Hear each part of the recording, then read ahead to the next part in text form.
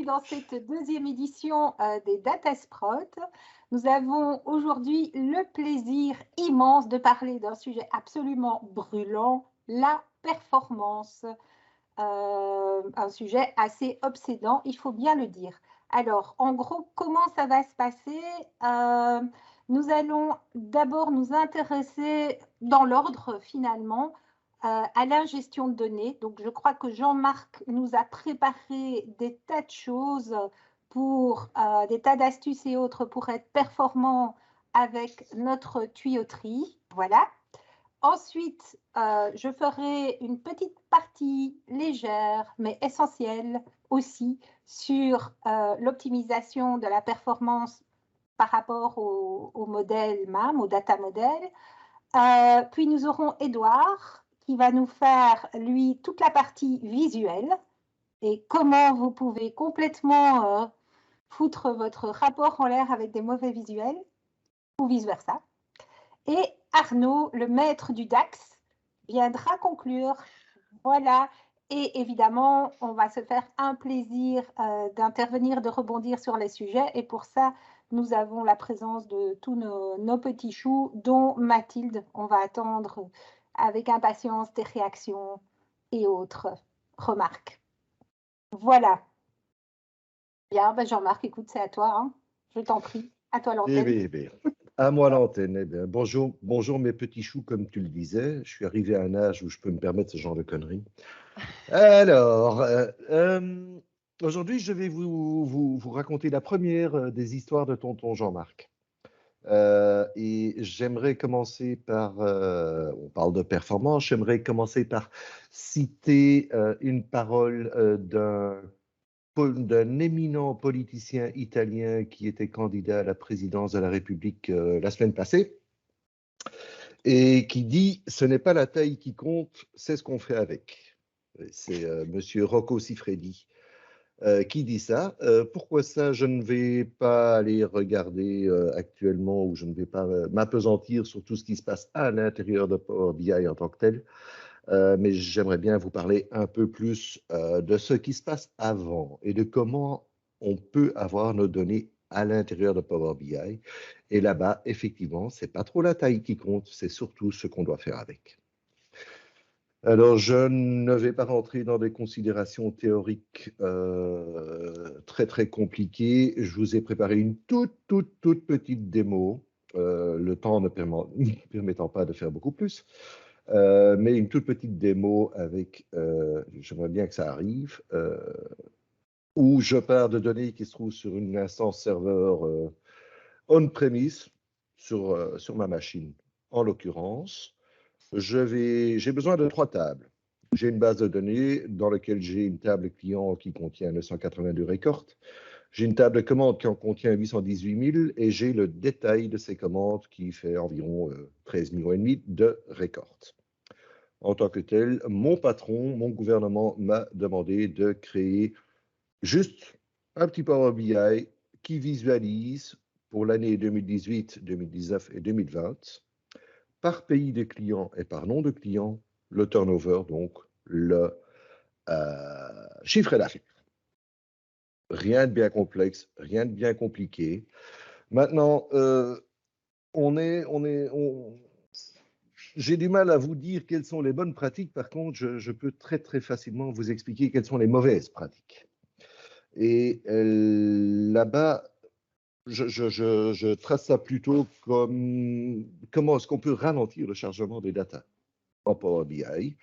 Le premier élément, c'est il est inutile de penser aux use cases actuels ou aux use cases qu'on peut prévoir. Soyons totalement exhaustifs. Prenons tous les records de tous les champs, de toutes les tables. Je pourrais encore ajouter de toutes les bases de données et je pourrais encore ajouter de tous les serveurs et mettons ça dans un Power BI. Comme ça, au moins, on est certain tout est dedans. Hein, ça, c'est déjà une bonne idée de faire en sorte de bien ralentir le refresh des data.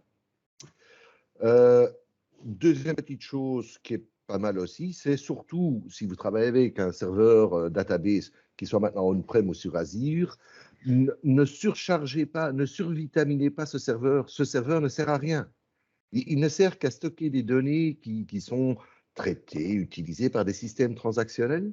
Donc, ça ne sert à rien d'avoir du gros serveur. Prenez du tout petit serveur. Je suis certain qu'on a toute une batterie de développeurs Java qui, avant, ont travaillé dans des banques au Luxembourg, qui vont vous faire ça au niveau Java et qui vont faire des choses extrêmement performantes avec.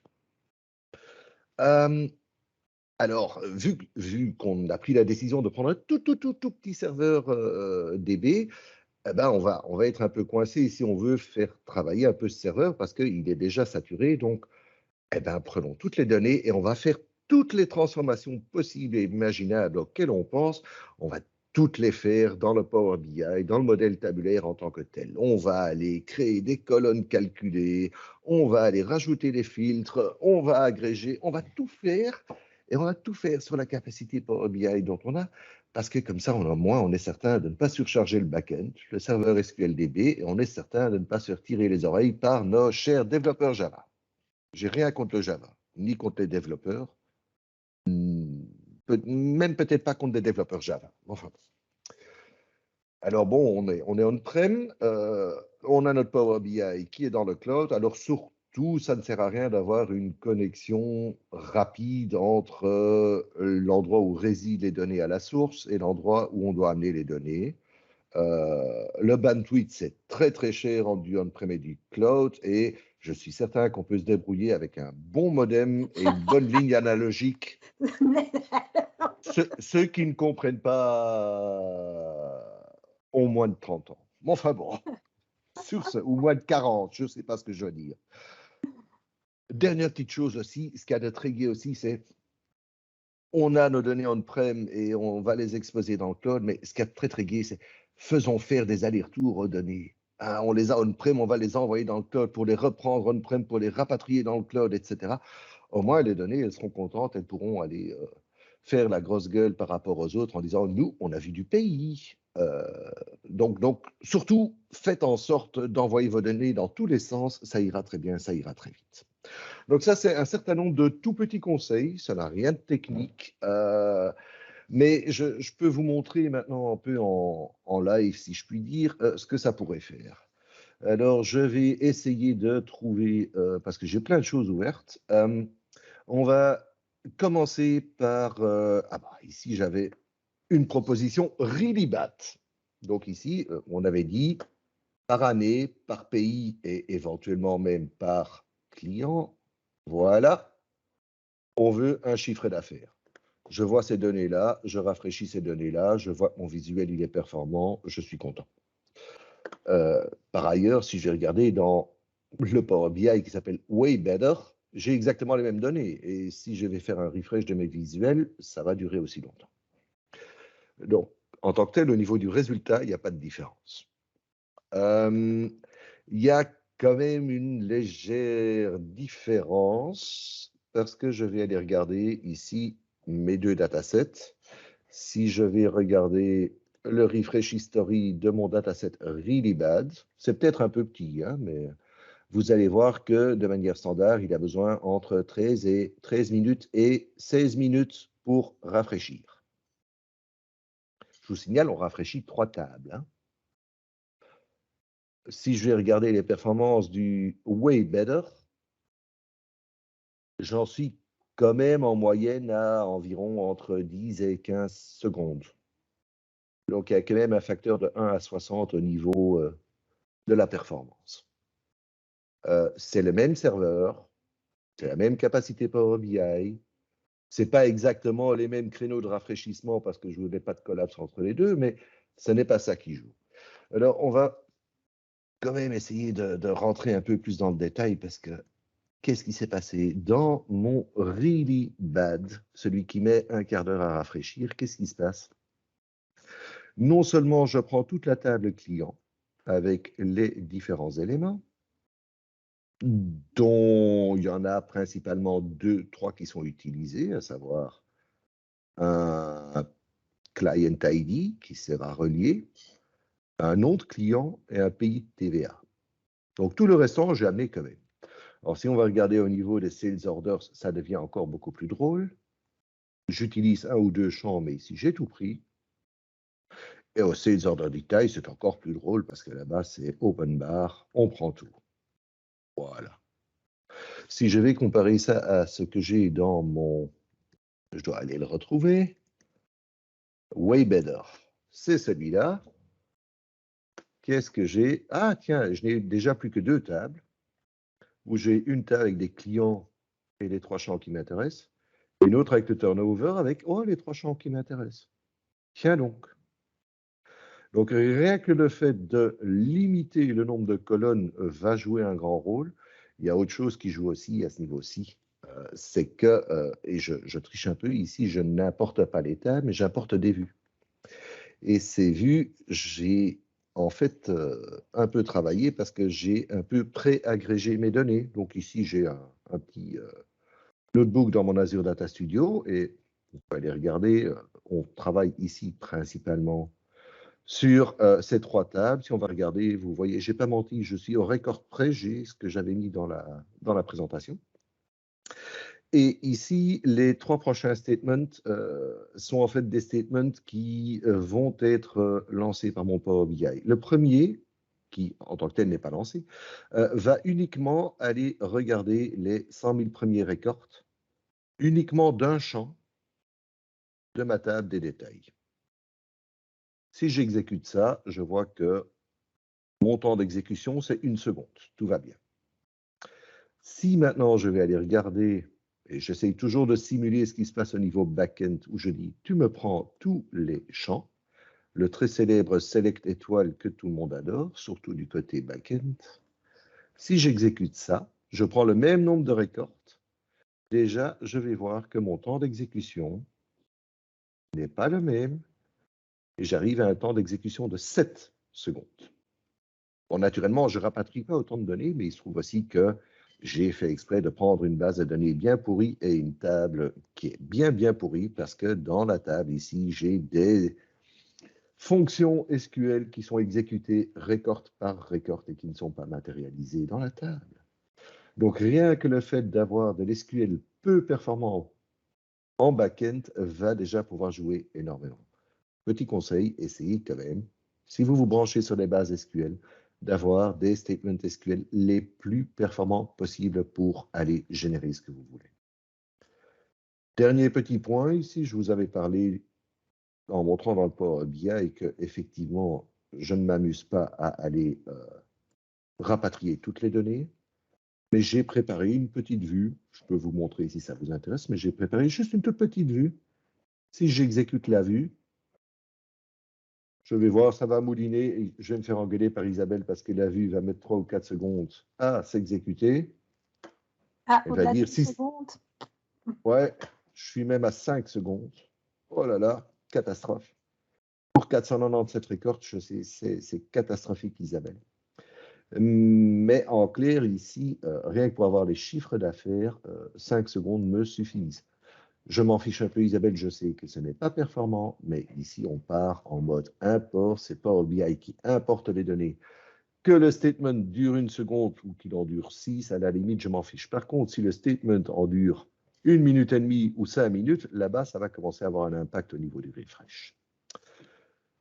Voilà en 2 mots la petite démo. Peut-être encore une chose aussi qui, mais je suppose que vous devez le savoir. J'ai même encore ici un petit Power BI que j'ai appelé Even Worse. Donc j'avais le Way Better, le Really Bad. Ici, j'ai le Even Worse. Alors lui, qu'est-ce qu'il fait? Il prend toute la table client, il prend toute la table Sales Order, il prend toute la table Sales Order Détail. Je suis en Power BI Desktop, sauf que ma source de données, si on va aller regarder, c'est quoi ma source de données? J'espère qu'elle va s'ouvrir. Ma source de données, c'est un shared dataset. Donc en clair, j'ai des données on-prem que j'ai importées sur mon Power BI et que je m'amuse encore une fois maintenant à aller récupérer sur ma machine on-prem. Donc là, on est certain, ce sont des données qui font beaucoup d'allers-retours et qui voient beaucoup de pays. Voilà, c'est plus ou moins ce que j'ai préparé. Je peux encore broder longtemps sur d'autres sujets concernant cette performance et surtout cette performance back-end. Je ne vais surtout pas parler du direct query qui est possible à partir de Power BI sur des databases back-end. Dans certains cas de figure, c'est très, très utile, mais c'est vraiment un élément qui, à moins d'avoir besoin de cette immédiateté, doit être évité à tout prix, parce que c'est non seulement un load sur la DB backend, mais c'est loin d'être performant. Voilà, messieurs, dames.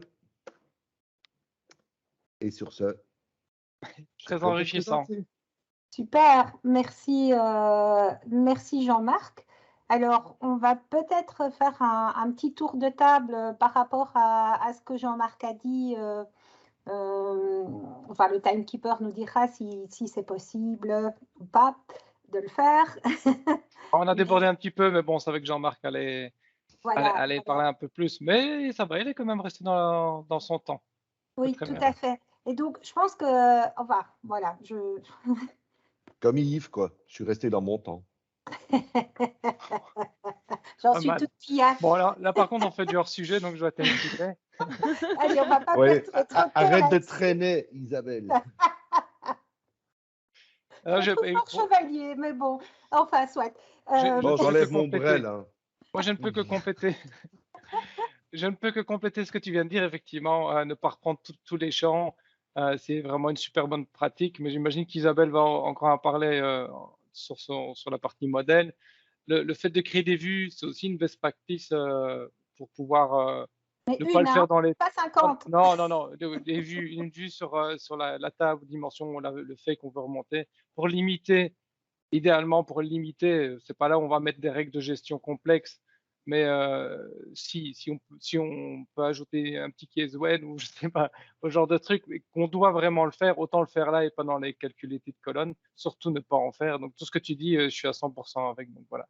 Je complète en disant que j'accepte tout. Je trouve que ça soulève un problème qui est tout à fait essentiel, à savoir où est-ce qu'on prépare les données, où est-ce que ça va être le plus efficace et comment on met en place notre tuyauterie. Et c'est vraiment ça. On ne peut pas ne vivre que dans l'écosystème de Power BI et l'équipe Power BI, elle ne peut pas être à côté de l'équipe data dans une entreprise. C'est vraiment fondamental. Il y a aussi toute la question du tiens, est-ce que je fais une landing zone, comment je gère l'on-prem, comment je gère la bande passante. Donc il y a plein de points que Jean-Marc a cités et qui permettraient, comme il le disait, hein, de faire une série à suspense en 16 saisons. La data. Voilà, mais donc effectivement, il y a des points d'attention ici. Donc réécoutez bien ce que Jean-Marc dit, parce que je vous assure que dans chacune des choses qu'il a dites, il y a de quoi explorer, il y a de quoi faire. Et pour avoir bossé avec lui, il y a du souvenir. J'ai vu qu'il maîtrisait les choses à ne pas faire. Et d'ailleurs, voilà, presque, j'ai 3 enfants. Bon, Isa, tu switches alors? Alors oui, je vais switcher. Bon, je suis un peu malheureuse aujourd'hui, mais ce sont des choses qui arrivent, à savoir que, bon, quand on travaille avec des modèles pourris, on pourrit sa machine, puis on a des outils qui vont pas, c'est pas grave. Ce sera peut-être un petit peu moins en mode démo, peut-être un peu plus en discussion. Alors, si vous pouvez juste me confirmer que vous voyez bien mon écran. Par contre, je vais déplacer… Voilà, excusez-moi, je voudrais juste remettre… Voilà, comme ça j'ai mes 2 fenêtres comme il faut. Super. Alors, l'optimisation du modèle, parce que votre modèle doit être top. Voilà, je prends les façons de parler de notre ami Jean-Marc. Donc, on va imaginer qu'on a une ingestion de données, voilà, qui est là, qui est faite. En fait, cette ingestion, elle sert à quoi? Elle va servir à créer un modèle. Et là, je vais prendre un peu le problème à l'envers. Pourquoi? Et on en discutait encore ce matin d'ailleurs avec Arnaud. Parce que quand vous démarrez un projet BI ou Power BI ou whatever en business intelligence, vous ne devez pas regarder ce qui se passe dans l'opérationnel. Vous ne devez pas regarder vos sources. La première chose que vous devez regarder, c'est ce dont les gens vont avoir besoin. D'ailleurs, l'exemple de Jean-Marc le montre très bien. Au lieu de se concentrer sur les sources, on regarde les données et puis on voit bien qu'on n'a besoin que de 3 colonnes. Ben là, c'est pareil. Donc, première leçon, quand vous allez créer votre modèle, vous le créez, comme dirait Arnaud, sur une feuille de papier. Je crois que tu as fait un blog là-dessus. Mais voilà. Hein. Et après seulement, vous allez aller voir dans les sources et vous allez tout faire pour réussir à récupérer votre information. Alors, pourquoi est-ce que c'est important? Non seulement ça va vous éviter de vous perdre dans des méandres et d'être complètement mélangé par tous les aspects techniques que vous voyez au niveau de vos sources de données, mais en plus parce que, et là je suis désolée Jean-Marc, mais vraiment, il y a quelque chose de très important, la taille. Voilà.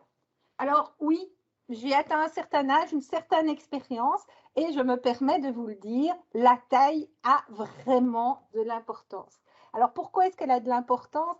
Tout simplement parce que la bonne pratique va être de travailler en mode import dans Power BI, c'est-à-dire qu'on va créer notre petit cube de données, hein, il s'agit littéralement de ça, et quand on a un gros cube, on met plus de temps à l'explorer. C'est aussi simple que ça. Donc, pour traverser, pour aller chercher les informations et autres. Donc, on va essayer de produire des fichiers Power BI qui sont les plus petits possibles. Ah, ben voilà, quand je dis que la taille a de l'importance, c'est la plus réduite possible ici en l'occurrence. Pour réduire cette taille, Jean-Marc nous a déjà donné une super bonne idée, c'est ne prenez que ce dont vous avez besoin. Donc, vous prenez par exemple uniquement les colonnes qui vous intéressent. Après, ça peut fonctionner dans l'autre sens aussi. Ne prenez que les rows qui vous intéressent. Hein. Donc, si effectivement vous avez la possibilité d'avoir une vue qui est préparée au niveau de vos systèmes opérationnels pour récupérer l'information, faites-le déjà filtrer de ce côté-là. Sinon, c'est au niveau Power Query. Donc, Power Query va être votre deuxième garde-fou, si je puis dire, pour avoir un modèle qui soit top, qui est la ligne, et qui ne soit pas trop volumineux. Alors, question importante, le choix des bonnes colonnes, c'est en largeur. Le filtrage des rows, c'est évidemment dans la dimension verticale de la table. Et une question super importante à aborder également, ça peut se faire en amont, mais si ce n'est pas possible, parce qu'on consolide ou pour des raisons X, Y ou Z, première question à se poser, première question même à poser quand vous discutez avec les gens du métier, c'est le grain. Alors, le grain, ce n'est pas le petit grain de folie ou de bon sens, c'est simplement le niveau de détail avec lequel les gens vont travailler, donc le niveau d'agrégation. Parce que si ça tombe, la personne que vous avez en face de vous, elle a juste besoin de données agrégées de façon mensuelle. Et donc, vous imaginez, vous divisez déjà votre volume de données en agrégeant ça, vous aurez une ligne au lieu de 30 à 31 lignes sur des millions de records dans votre fact table. Donc, cette question de grain est super importante. On peut très bien envisager, c'est une technique qui est décrite dans la documentation de Microsoft aussi, de travailler avec deux niveaux de grains différents dans un modèle où on va avoir la partie importée qui est sur le grain le plus grossier, mais qui permet d'avoir rapidement cette vision que les managers aiment bien. Et puis pour les gens qui ont besoin d'aller en détail, là, on pourrait alors faire éventuellement du direct query, mais ils vont faire du drill down, ils vont se retrouver dans une situation où ils vont accepter d'aller vers un niveau de détail et de performance qui est un petit peu différent. Mais quand vous ouvrez le rapport, ce sera waouh. Alors, nous sommes des obsédés de Kimball, en tout cas au minimum Arnaud et moi, les autres vous me direz quoi, mais effectivement si vous modélisez selon Kimball, vous aurez un modèle simple, et simple c'est bien. C'est tellement simple que le métier comprend le modèle de Kimball, le Star Schema, parce que tout simplement vous lui dites, voilà, au milieu on a tous les faits, tout ce qu'on calcule, et autour on a tous nos axes d'analyse. Et en travaillant comme ça, vous allez également simplifier vos relations et donc vous allez simplifier la complexité du modèle et donc sa taille et donc toutes les interactions qu'il peut y avoir entre vos tables. Donc, Kimball, c'est un gagnant. Autre mot qui n'a rien de religieux, C'est la cardinalité, évidemment. Alors, c'est vraiment un buzzword sur Power BI. Pourquoi? Parce qu'on compresse par colonne, évidemment. Et la cardinalité, c'est le fait d'avoir des valeurs qui sont distinctes ou non dans une colonne. Évidemment, si une colonne contient juste oui ou non, bah, quand on compresse, on a deux valeurs. Si elle contient un GUID, quand on compresse, bah, ça ne compresse pas, en fait. Et donc, ça prend plus de taille. Donc, c'est important. La cardinalité de ces colonnes, fatalement, quand vous allez créer vos clés pour joindre et créer vos relations, ça va avoir un impact. Souvent, on se retrouve à faire des cochonneries, mais pas des chouettes cochonneries, des vilaines cochonneries, c'est-à-dire qu'on n'a pas nécessairement accès aux bonnes clés au niveau du système opérationnel. Et on fait des trucs composites qui sont longs comme mon bras. Vous voyez, c'est très long. Hein, ça disparaît même tellement que c'est long. Bref. Et donc, on a des relations qui ne sont pas performantes, qui ne sont pas efficaces. Là, je vous renvoie à ce que Arnaud avait raconté sur les surrogate keys, donc le fait de créer des petites clés rapides et efficaces qui permettent d'aider pour ça, violemment. Alors, un truc de base. Même quand je donnais mes formations de base SQL et que je parlais d'optimisation, ben la toute première optimisation, de nouveau, ben c'est votre type de données, c'est évident. Si vous avez des données qui ne sont pas dans le bon type, ben fatalement, non seulement elles ne vont pas être interprétées correctement, mais elles risquent de prendre plus de place. Donc là, au niveau du Power Query, vous vous assurez que vos types de données sont corrects. Les relations, ben, j'en ai parlé, hein, ça va de pair avec la cardinalité. Et là, il est aussi important de bien choisir vos relations dans la vie comme dans Power BI. C'est fondamental, n'est-ce pas? Le many to many, eh ben non, ça ne va pas. C'est mal vu et ce n'est pas performant en général. Donc, il faut réfléchir à une façon de le mettre en place correctement. Petite astuce aussi, dans vos relations, et normalement, si vous êtes sur un modèle Kimball, vous ne devriez pas l'avoir, sauf si vous faites certains types de modélisation, c'est la relation one-to-one. Donc, moi, ça m'arrive d'ouvrir un Power BI qui a été fait comme ça un peu sur un coin de table, on va dire, ou tout simplement par quelqu'un qui n'a pas la data culture, qui n'est pas du métier.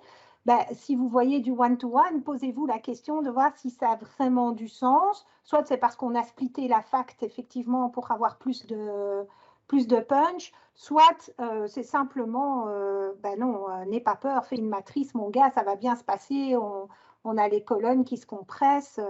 Le one-to-one n'a pas nécessairement de sens là-dedans. Alors, aussi un copain, tiens, l'autotime. Ça, c'est une petite saloperie, si je puis me permettre.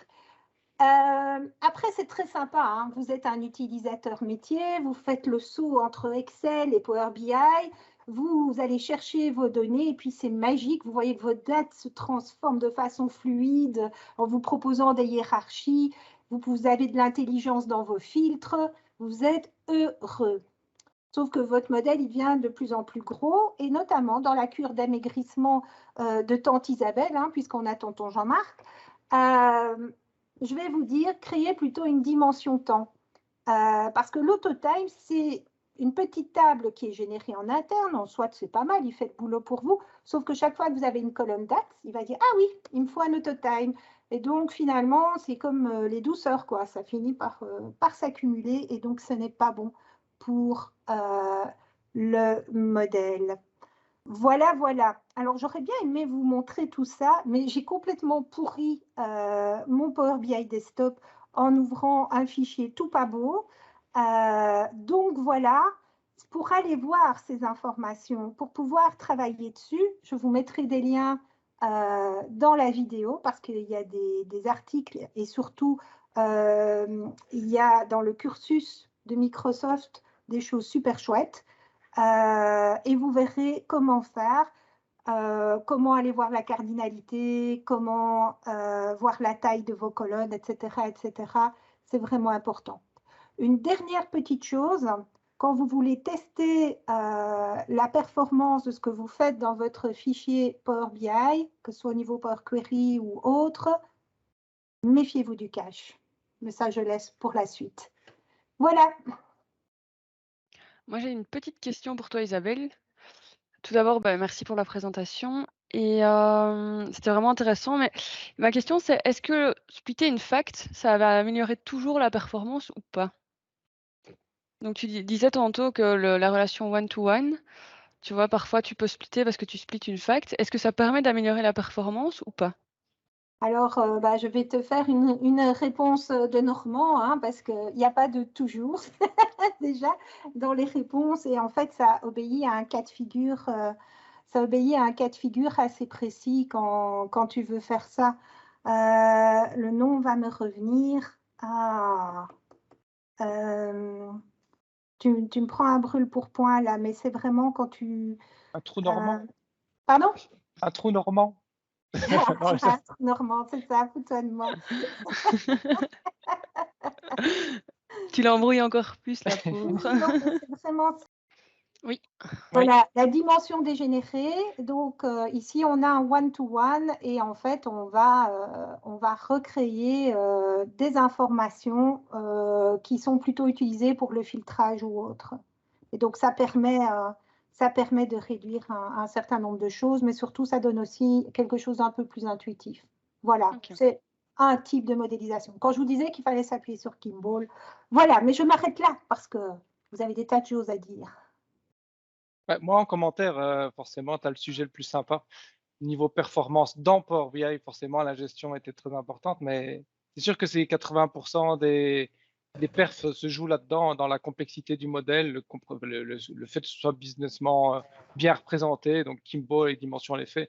Et tout est là, en fait. Tout ce que je pourrais dire par la suite avec du DAX, forcément, et aussi de la performance, mais dans si le modèle est bien pensé, avec tout ce que tu viens de citer, tous les points sont importants. C'est là où tout se joue, à mes yeux. Voilà. C'est ça que je dis que tu as le truc le plus cool. Et il faut rester sur mon sujet parce que moi, je vais parler du DAX tout à l'heure. Les performances des mesures DAX vont aussi être impactées clairement avec tout ce que tu viens de citer, tant le data type, les relations et tout ça. Donc ça, c'est hyper important. Donc j'ai fait qu'appuyer. Voilà. Mais je laisse les autres commenter. Est-ce que quelqu'un a d'autres commentaires? Faut qu'il se taise à jamais. Se taire à jamais, ça va être difficile, mais je suis totalement aligné aussi. Et effectivement, ce sont si je puis dire, les premiers quelques principes, mais qui vont faire tenir ou casser la performance du modèle en tant que tel une fois qu'il est en Power BI. Et je ne peux jamais répéter suffisamment, et j'ai du mal à faire comprendre ça de temps en temps, c'est que la taille des champs de caractères, par exemple, que ce soit dans une DB SQL ou pas, le fait d'avoir une date combinée avec l'heure, minute, seconde dans un champ ou de splitter ça en deux champs, c'est des choses qui sont pas compliquées à mettre en place au niveau du backend ou en Power Query, c'est pas compliqué à mettre en place. Ça a l'air totalement innocent et sans conséquence, mais ça peut avoir de très, très grosses influences sur les perfs. Oui. Ah oui, En fait, il faudrait qu'on fasse une petite session pour expliquer en détail justement X-Velocity, enfin Vertipack, pour que les gens puissent l'appliquer au mieux dans leur modèle, quoi. Tout à fait. Mais on mettra des liens avec la vidéo parce qu'il y a des choses qui sont fort bien faites pour comprendre ça et il y en a qui sont compliquées. Il y a des articles qui vont parfois un petit peu trop je trouve, dans le détail du moteur alors que le principe est très simple. Est-ce que ça compresse ou pas? Est-ce que la cardinalité est élevée ou pas? Point. Voilà. Il y a un article de Microsoft qui reprend exactement le chapitre qui se trouve, c'est le même que dans le livre de Marco Russo et Alberto Ferrari sur le DAX. Je ne sais plus, je crois que c'est le chapitre 14, mais je ne suis pas sûr. Comment est-ce qu'Arnaud s'endort le soir après mais j'ai fait une session. J'ai fait une session il y a quelques mois dessus, donc je pourrais aussi mettre le lien sur la session. Voilà. Ça fait très, très sérieux, mais un peu geek, hein, ce genre de remarque, Arnaud. Oui, je sais. On a une pensée émue pour Madame Lésidax, mais bon. Bon, ben voilà. Edouard? Oui, ok, ça va. Je vais partager mon écran aussi. Alors, je vous ai préparé 3 slides, mais c'est pas grand-chose. C'est plus pour remettre un peu en contexte sur ce que je vais dire par rapport à ce que vous avez dit. Donc normalement, vous voyez mon écran et je suis en full screen. Est-ce que tout est correct?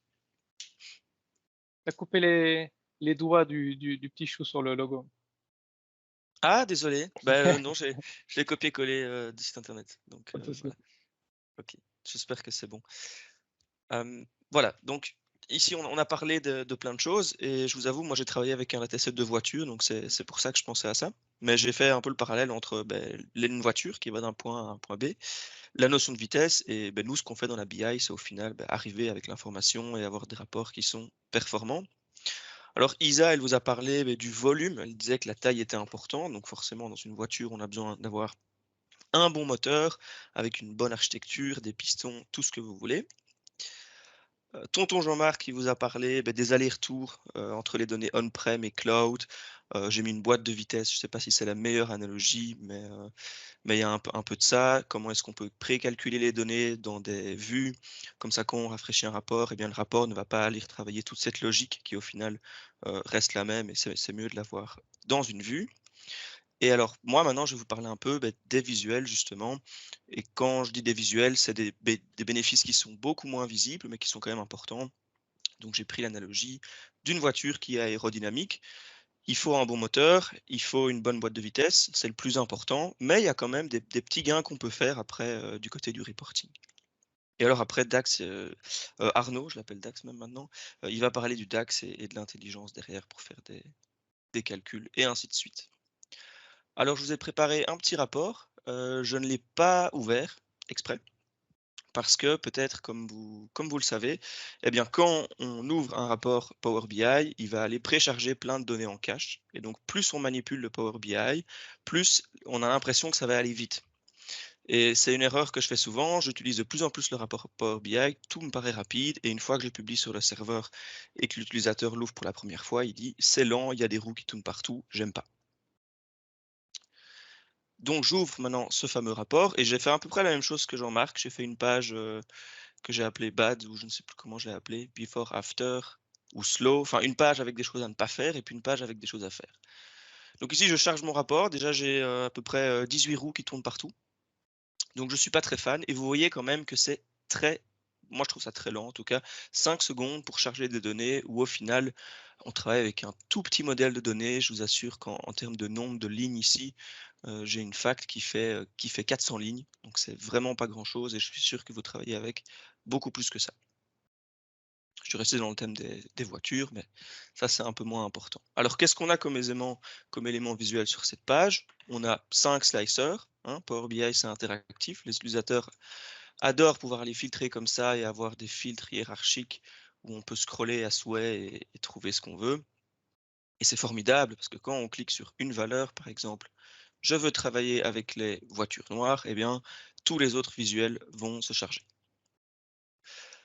Alors, vous voyez déjà quand même que c'est lent quand on clique pour choisir une couleur, on voit des petits trous partout et vous connaissez déjà, donc on ne va pas passer beaucoup de temps là-dedans, mais pour aller voir comment ça fonctionne, on utilise le Performance Analyzer, on file sur une donnée. Non, on fait peut-être d'abord Start Recording. On filtre sur une donnée et puis on voit tout ce qui se passe ici. C'est magique, c'est magnifique, c'est magique, avec le temps à chaque fois en millisecondes de tout ce qui se passe. Donc du coup, on voit ici, on a des valeurs au-dessus de 1000, donc c'est quand même beaucoup, et surtout, on a une quantité de visuels qui est pas possible.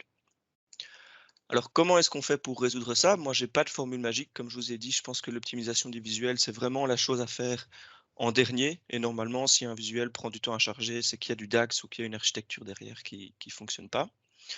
J'ai fait une page after avec quelques petites idées. La première idée, c'est réduire le nombre de visuels. Donc typiquement, les cartes, c'est très joli, mais franchement, je trouve que ça vaut pas la peine d'en avoir 18 sur une page. Si vous voulez avoir beaucoup de données, eh bien, ça vaut la peine de faire soit un tableau, soit une matrice. Il y a même, j'ai vu des custom visuals, même si je ne suis pas fan, qui permettent de faire ce genre de choses. Et donc, du coup, on va gagner énormément de temps. Parce que si je reviens dans mon fameux Performance Analyzer, à chaque fois, toutes les petites millisecondes ici, ou à chaque fois, ça s'appelle Other, et c'est simplement des visuels qui attendent qu'un autre visuel soit chargé avant de lui-même se charger, eh bien, ça disparaît. Et donc, on gagne déjà beaucoup de temps avec ça. Donc ça, je peux conseiller, pas trop de cartes sur une page, c'est certain. Deuxième changement que j'ai fait, et ça c'est plus pour tonton Jean-Marc, parce que c'est lui qui en parlait la fois passée, j'évite d'utiliser un cross-tab à rallonge. Alors ici, c'est un exemple très simple, mais dans la pratique, avoir un cross-tab comme ça, donc une matrice avec 18 niveaux de hiérarchie qui sont ouverts, c'est très lent, ça prend beaucoup de temps, et généralement, l'utilisateur, de toute façon, ne va pas aller voir tout d'un coup, donc il vaut mieux soit de filtrer, soit de le présenter en table. Je trouve que c'est pas si dérangeant que ça d'avoir une répétition, par exemple, au niveau du nom, plutôt que de l'avoir comme ceci. Et on voit vraiment la différence dans le fameux Performance Analyzer aussi. Troisième conseil aussi, ça c'est plus de mon expérience, et puis après j'irai derrière vers voilà, un petit good to know en dehors de ça. Eh bien, c'est ces fameux slicers. Moi, je vous avoue, je les mets quasi tout le temps en drop-down. On gagne énormément de place. Et surtout, quand on ouvre la page, eh bien, Power BI ne doit pas aller calculer toutes les valeurs qui sont derrière. Il les calcule seulement quand l'utilisateur décide de cliquer et de dire tiens, j'ai envie d'aller filtrer sur le nom de la voiture. Et bien là, il va aller chercher les valeurs et les afficher au fur et à mesure. Donc, on gagne aussi beaucoup de temps. C'est pas grand-chose. Peut-être comme dernière conclusion ou conseil, parce qu'il n'y a pas non plus des choses magiques, eh bien, c'est la fameuse page de Microsoft. Mais honnêtement, je pense que vous allez être un peu déçus, parce qu'au final, l'optimisation, c'est pas vraiment pour les visuels. D'abord, ils disent, tu vas commencer par régler ton data model. Pour les visualisations, ils vont juste dire, effectivement, il vaut mieux filtrer le plus possible pour afficher moins de données. Et puis, réduire le nombre de visuels, ça, on en a déjà parlé. Donc, il n'y a pas non plus de formules magiques, mais c'est des petites idées pour vous. Et je vous avoue que celle-ci, eh bien, je l'ai eu en préparant la présentation, parce que ça m'arrive justement parfois d'aller faire 18 cartes, parce que j'aime bien. Les utilisateurs disent « Oh, c'est chouette, quand on filtre là-dessus, on sait voir les valeurs », mais c'est pas l'idéal au niveau performance. Voilà. J'ai Très bien. petite question slash remarque. Tu parlais des slicers, tu disais, tiens, je préfère les avoir en drop-down qu'en liste entière. Je suis tout à fait d'accord avec toi. Moi, récemment, je commence à me dire que je n'ai plus envie de slicer du tout. J'ai le filter pane et mais je n'ai aucune donnée scientifique ou plus ou moins prouvable ou répétable, mais j'ai l'impression que c'est plus performant que les slicers. C'est une Je chose. pense. Oui. Et deuxièmement, ce que j'ai très fort remarqué les derniers temps, c'est dans des dans des filtres, donc dans le filter pane, quand on va, par exemple, que ce soit sur des champs dates, mais principalement sur du champ texte, quand on veut donner la possibilité de filtrer sur un champ texte, et là, je peux être catégorique, le basic filtering, donc qui va afficher la liste avec toutes les valeurs texte possibles et il suffit de les cocher. À chaque fois qu'on veut l'utiliser, c'est beaucoup plus lent et beaucoup plus embêtant que l'advanced filtering où on peut aller dire tiens, ça commence par, ou ça contient, ou ça termine par, et ce genre de choses-là.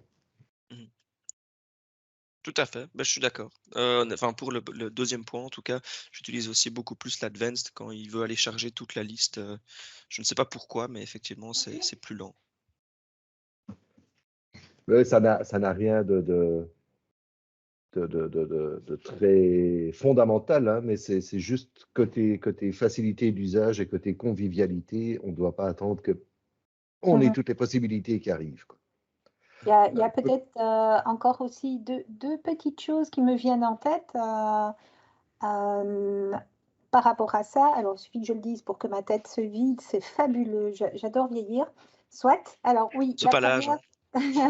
ça aussi. Peut-être j'étais pas complètement attentive non plus, mais il faut se dire qu'il y a certains custom visuels qui sont bien pourris aussi. Ouais. Hein?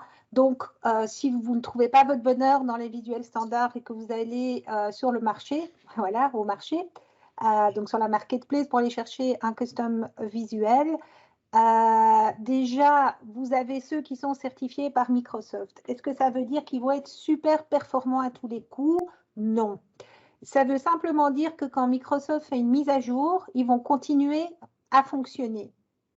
Donc, vous avez le choix entre du peut-être pourri à du peut-être moins pourri, si je puis dire. Mais en tout cas, de façon globale, même qu'il soit custom ou non, c'est évident que le type de visuel que vous allez choisir va avoir un impact. Parce que c'est clair que si vous mettez une table, d'ailleurs ça se voit bien quand on charge un rapport, si vous mettez une table, automatiquement, il doit aller charger toutes les lignes. D'ailleurs, il y a des limitations là-dessus. Donc là aussi, en termes d'ergonomie, comme Edouard nous l'a déjà très bien montré dans d'autres présentations, on peut envisager de dire, OK, Coco, si tu veux le niveau de détail, tu cliques, tu fais un drill trou, mais comme ça, on n'affiche pas nécessairement d'emblée des données. On sait que les utilisateurs aiment bien, ça les rassure, c'est comme dans Excel, mais il faut les amener vers ces choses-là parce que ça permet d'avoir au moins ces premiers visuels qui se passent bien. Ça, c'était la première chose. Et alors, la deuxième, oui, c'est au niveau des interactions entre les visuels. Donc, il faut bien se dire que quand vous avez le cross-filtering ou l'highlight, je ne pense pas qu'il y ait une différence de perf. C'est une question que je me pose tout à coup. Par contre, parfois, on n'a pas besoin de cette interactivité. Donc, réfléchissez-y. C'est toujours ça de gagner. Voilà. Et par défaut, elle se met partout. Donc, effectivement, il faut aller prendre le temps d'aller vérifier ça et de pouvoir les retirer quand on n'en a pas besoin. Oui. Et tu montrais le fait de faire une seule carte avec une multicarte plutôt que de faire plusieurs cartes.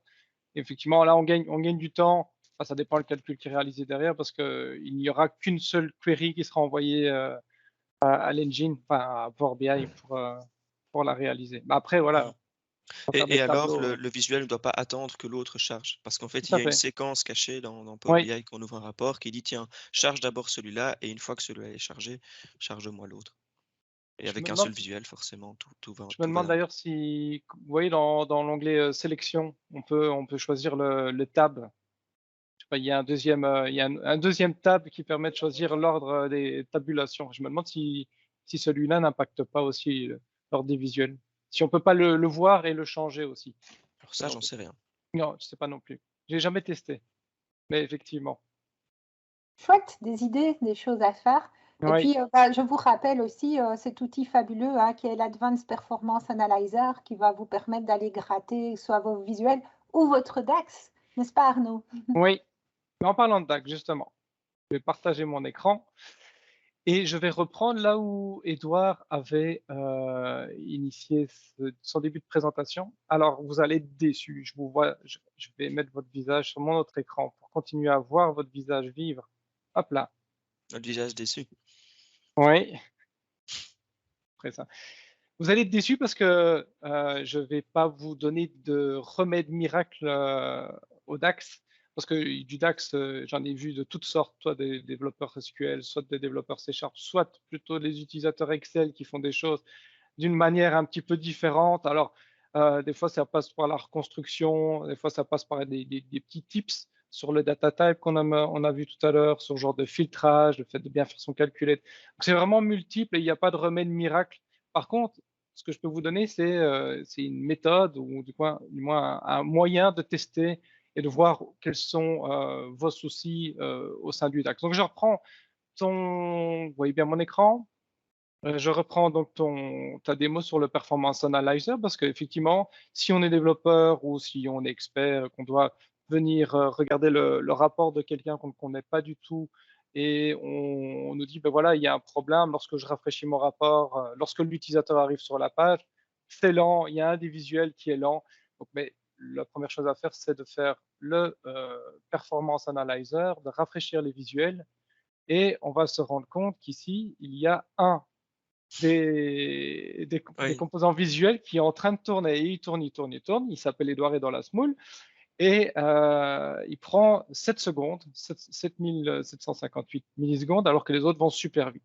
Edouard l'a mentionné. Ici, on peut voir, je vais arrêter ce zoom-là, je vais faire celui-là. On peut voir le temps passé sur la query DAX. Et nous, c'est ce qui va vraiment être intéressant, de se demander pourquoi ce visuel. D'ailleurs, c'est chouette, cette interface est vraiment bien faite, je trouve.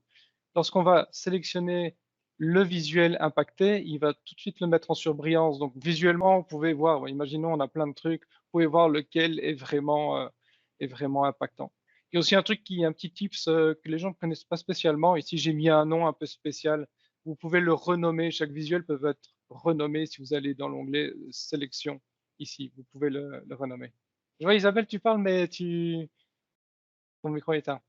Oui, je demandais c'était quoi ce nom bizarre que j'ai vu passer là? Oui, voilà, Edouard dans la small parce que c'est lent. Et donc, vous pouvez le renommer ici et vous donner peut-être une meilleure logique dans vos visuels. Voilà.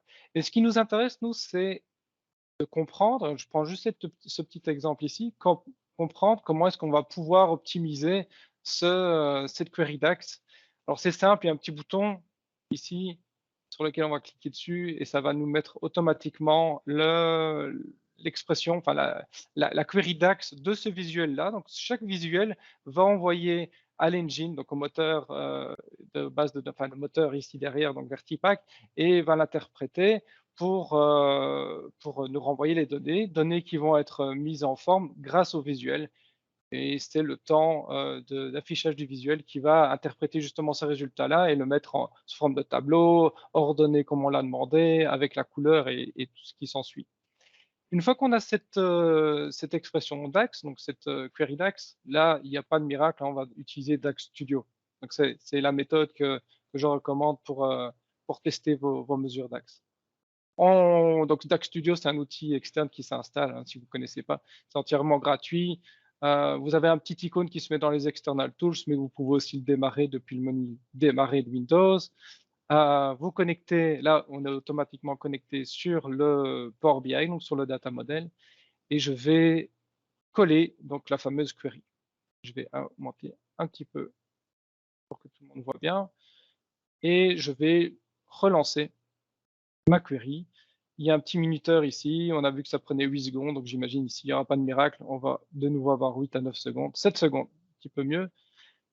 On voit qu'il nous a généré du DAX un peu incompréhensible, mais les trois quarts sont des choses qui ne sont pas vraiment utiles. Le fait d'ordonner la donnée, pour nous, débugger, ça ne va pas nous servir à quelque chose, c'est juste le visuel qui l'a demandé, donc je supprime ça. Ici, par défaut, Power BI n'affiche pas toutes les données, il affiche que ce que l'on peut voir, histoire de limiter l'affichage à 500 lignes. Donc ça, je supprime et je me retrouve avec mon filtre au-dessus. Et si je fais un evaluate par-dessus, je refais une exécution, ça va de nouveau prendre 7 secondes, je ne vais rien optimiser ici. Vous voyez, j'avais un petit filtre caché derrière mon visuel, il me l'a mis dans une variable, il m'a fait un trace et c'est réappliqué à ce niveau-ci sous forme de filtre. Donc là, j'ai les données que pour 2018 dans mon dataset et je me retrouve avec les mêmes données que ce qu'il y a dans Power BI. Jusque-là, voilà, ça vous permet de tester de retrouver votre DAX et de se demander qu'est-ce que le moteur fait derrière, mais ça ne va pas vous permettre de l'optimiser complètement. Vous avez ici un petit bouton, le server timing, vous avez aussi le query plan qui est plutôt difficile à lire, mais on peut l'activer maintenant. J'active les deux options, je fais un clear cache, et on en a parlé plusieurs fois depuis tout à l'heure, ça va permettre justement d'annuler tout le cache, le précalcul qui a pu être fait par le moteur pour partir sur une base complètement propre et rejouer le tout et tous les calculs et toutes les extractions de données qui sont derrière. Donc là, on va attendre 7, 8, 9 secondes, ça prend un peu plus de temps parce qu'il va ajouter deux tabs en plus. Ici, vous avez le server timing et le query plan. Je vais plus m'attarder sur le server timing. Server timing, ça vous retourne quelques informations. Alors, je ne suis pas un expert full de toute l'information qui en ressort, mais ça permet de nous sortir à l'œil quelques petites alertes. Et là, l'alerte, en l'occurrence, c'est le nombre de lignes que une des sous-queries, donc c'est l'équivalent de ce qu'on a dans SQL Server avec Management Studio. Ça nous permet de se rendre compte que derrière, il y a un calcul qui s'effectue sur un gros subset de données et c'est peut-être pas pertinent. On peut se demander où est-ce que ça se passe et là, on voit qu'on est en train de manipuler des dates. Ça, c'est du pseudocode qui est envoyé par le système, qui est envoyé à l'engine. On ne peut pas nous-mêmes faire une query sur le moteur de base de données de Power BI avec ce genre de query, mais c'est ce que fait le Formule Engine ici. On voit le temps qu'il a passé à exécuter, à créer son execution plan, d'envoyer ça au serveur et de nous restituer l'information. Le Storage Engine, ici, c'est capacité justement Vertipack à aller chercher l'information qu'on a besoin. Là, derrière, c'est plutôt le calcul, l'interprétation, l'interprétation de la query, déjà envoyer la query, la morceler dans un execution plan et de restituer l'information par la suite, donc les calculs. Ce qu'on appelle le parseur pour ceux qui viennent du monde SQL. Oui, exact. Là, vous avez le temps global, mais bon, on le voyait aussi à droite, donc là, on n'apprend rien de plus, le temps passé sur le CPU. Et ce qui est intéressant, c'est de voir un petit peu, là, dans les options que j'avais mis ici, c'est de voir un petit peu quelque chose. Est-ce qu'il y a quelque chose qui va nous aider à nous rendre compte que c'est lent, tout simplement.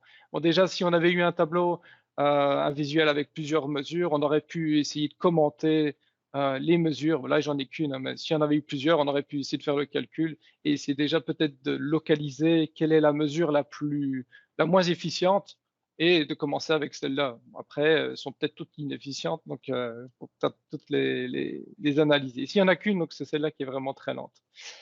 Un truc qui est génial.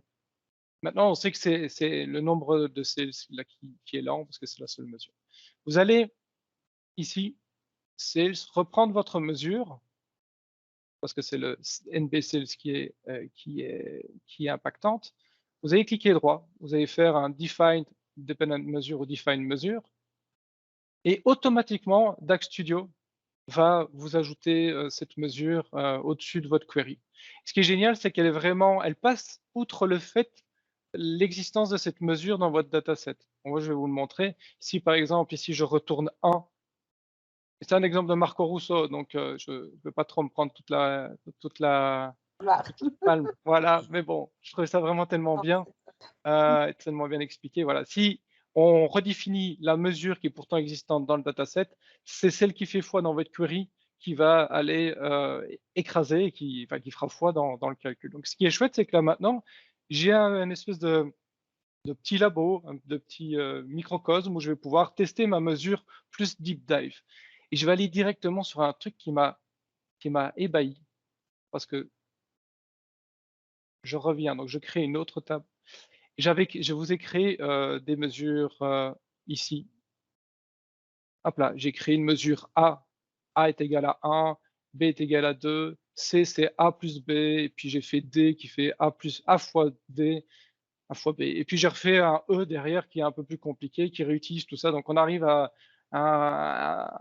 une espèce de brochette de mesures imbriquées. Et on a déjà tous vu ça, des utilisateurs qui aiment bien, hein. Après, c'est bien aussi de pouvoir splitter les logiques un peu comme on ferait en statistique, mais derrière, il va falloir les comprendre. Et il y a un truc qui est génial avec DAX Studio, c'est que vous allez pouvoir prendre la mesure E, faire un clic droit, Define Dependent Measure, et là, oh, miracle, il va vous mettre automatiquement l'espèce de lineage de la mesure. Moi, je trouve ça génial parce que ça permet facilement de documenter, de se dire, tiens, que fait cette mesure-là? Et plutôt que de s'amuser à faire le petit bonhomme qui monte, qui descend à travers tout le dataset, vous avez ici la compréhension de ce que vous avez derrière. Et en termes de documentation, au final, on se demande est-ce qu'on a besoin de documenter techniquement notre truc, alors qu'on pourrait, ici j'ai ajouté explicitement une mesure, un commentaire, parce que si ça c'est documenté, on pourrait lire le fil tel qu'il est utilisé. Voilà. Donc ça, j'essaie de le vendre. Moi, je trouvais ça génial. Ici, je vais réexécuter je clear le cache. Je vais réexécuter le tout avec cette fameuse mesure qu'on a réécrite, hein, qui est exactement la même, et on va pouvoir la manipuler. On va se retrouver exactement avec le même server timing, le même query plan. Pourquoi est-ce que le query plan est compliqué à comprendre? C'est parce que c'est une grosse tartine. Mais derrière, il nous permet de voir celui qui est le plus impactant. On voit ici donc le nombre de records. Et sans être devin, on retrouve les mêmes choses, mais on peut se douter que le problème se trouve à un moment donné, on fait un sales quantity, sales date FK. Bon, notre mesure n'est pas immense, mais on a ici un sales date FK, sales quantity. Donc on peut se poser les questions. Ici, c'est juste un exemple, hein, mais on peut supposer que le count rows qui est réalisé sur le filter va demander d'abord au moteur de pouvoir retourner une table sales filtrée, en gros, table sales filtrée. Donc, on va demander cette table et derrière, on va la compter. Donc, c'est là où on a ces fameux 6 millions, 6 millions de lignes. Donc, l'idéal, c'est peut-être de filtrer de compter sur sales et directement de filtrer. Vu qu'on ne fait pas un truc plus compliqué que ça, on va pouvoir... Attendez, je le refais. On va pouvoir faire cette même expression ici, juste en filtrant notre calculette sur base de toutes les règles qui sont déjà dans le filtre, parce que ce n'est pas pertinent de devoir le faire plus en amont. Et là, donc, je réécris ma mesure, je vais réexécuter, et logiquement, par magie, vous devriez avoir une bouche qui tombe.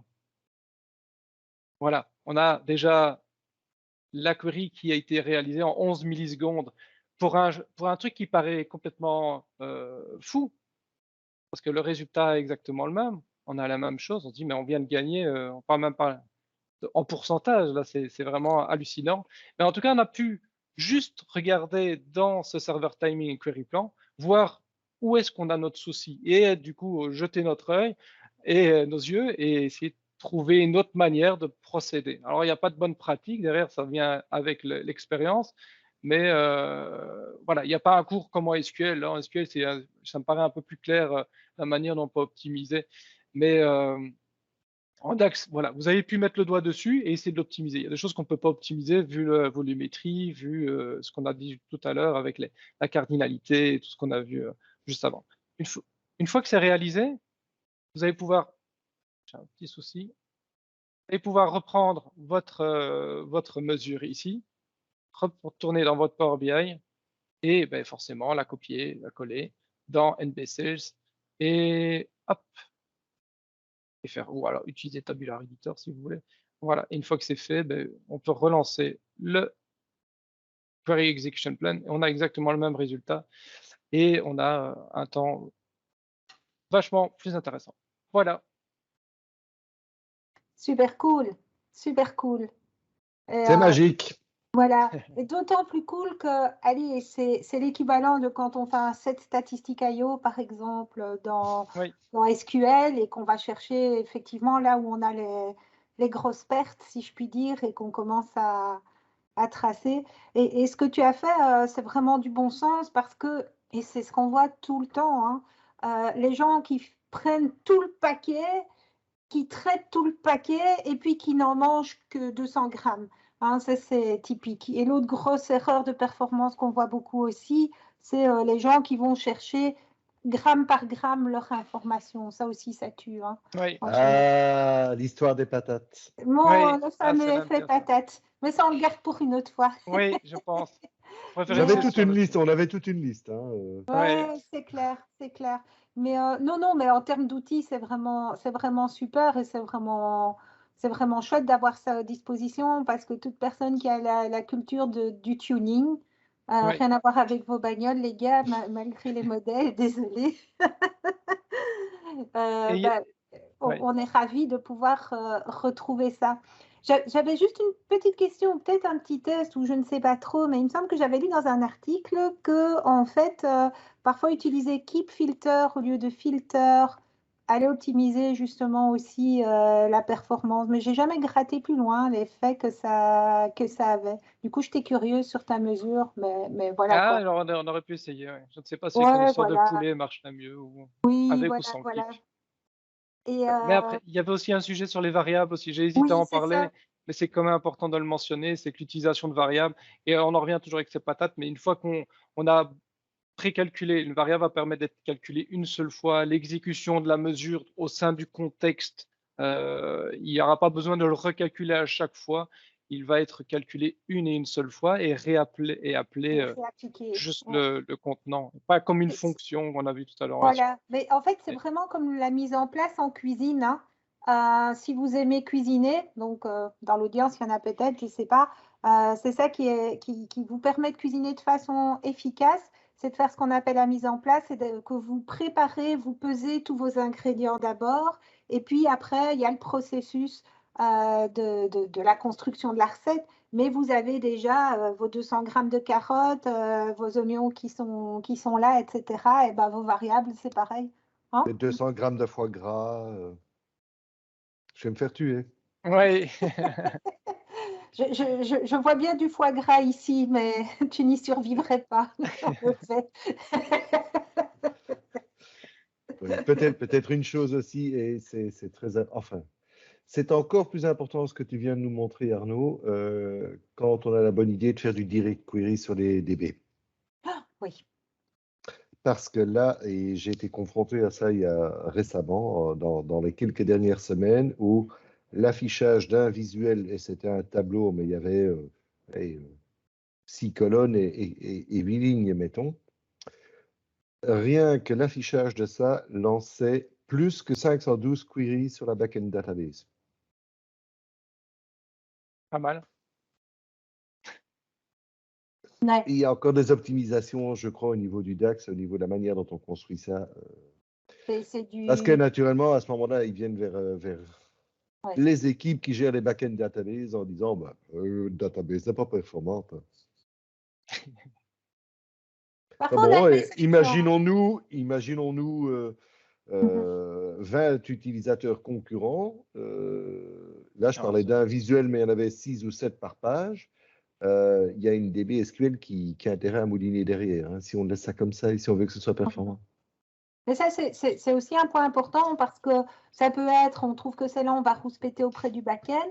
Moi, ce que j'ai chez des clients, c'est que le back-end, il est surveillé comme du lait sur le feu. Et si tu fais ce genre d'atteinte violente à Madame DB, tu as tout de suite les flics qui arrivent et qui disent eh oh, ça va là, vous avez ouvert 50 connexions et vous nous bouffez autant d'IOPS, ça ne va pas le faire.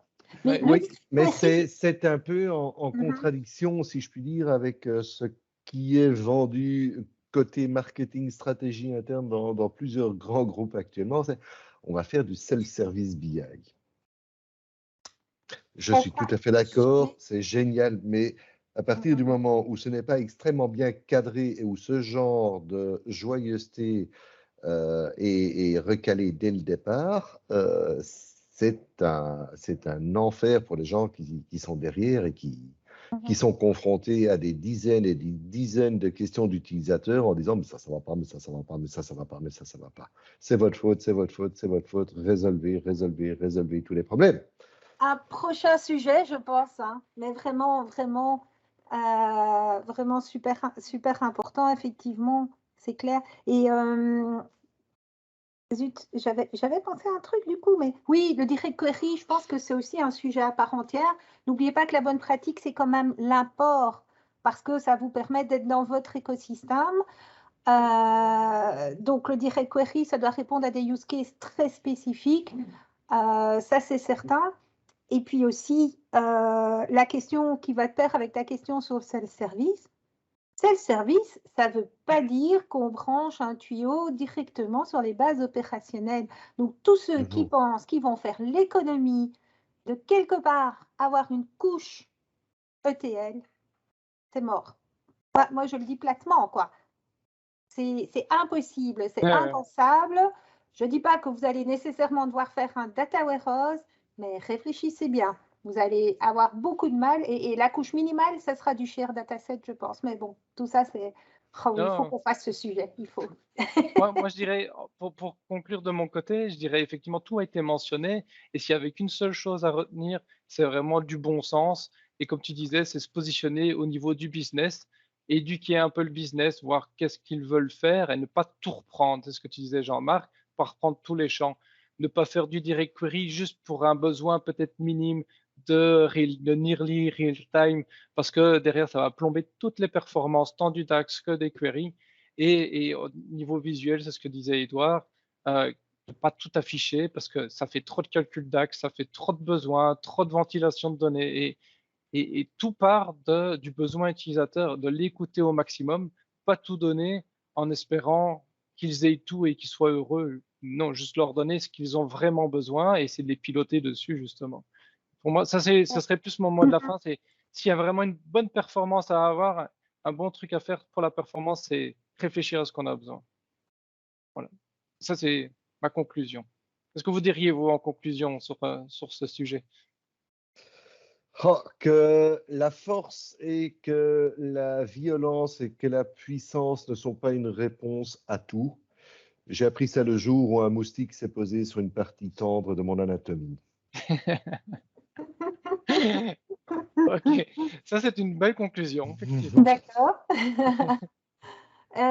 Moi, pour conclure, je dirais que en fait, la performance, c'est pas un endroit où vous allez la gagner, c'est à tous les étages qu'il faut rester et essayer dans votre esprit de visualiser, et c'est valable, je pense, pour tout ce qui est performance en informatique, c'est de visualiser la taille de ce qui doit voyager jusqu'à l'endroit où ça va aller et par où ça va passer. Donc, une fois que vous commencez un petit peu à avoir ça en tête, le monde change réellement. Et alors, pour en revenir aux besoins des utilisateurs, il y a aussi des choses qu'on peut faire, à savoir partir du plus élevé vers le plus détaillé. Et donc, vous pouvez avoir 4 pages de rapport qui sont super rapides et la dernière sera lente parce que là, vous descendez dans le niveau de détail. Donc, il faut être aussi intelligent par rapport à ça. Voilà. Tout à fait. Tout à fait. Et sur cette page, on pourrait mettre un mode Du hybride direct où on va, query, on va directement en direct query. c'est une des pratiques qui est recommandée parce Oui. que maintenant on peut le faire et on peut faire du dual storage et on peut même faire des tables hybrides. Donc toutes ces logiques-là, on peut y réfléchir. Tout à Voilà. fait. Et même de l'incremental refresh. Oui, avec Power BI Premium du coup. Tiens, et tout à coup, Ouais. je me pose la question, mais tu pourras couper au montage, hein, mais on parlait des variables. Dans quelle mesure les calculation groups n'ont pas cet effet aussi sur les performances? Puisque tu prépares et puis tu appliques. Oui. Ça fait beaucoup de sujets à tester. Ouais. Mais tu couperas hein, tout ça, tu Ouais. couperas. Mais... Je ne couperai rien du tout. Mais par contre, ce qu'on peut faire, c'est saluer tout le monde et se dire à la prochaine du coup. Merci à vous pour vos super démos. En tout cas, c'était vraiment cool. Oui, c'était bien chouette. Un vrai plaisir.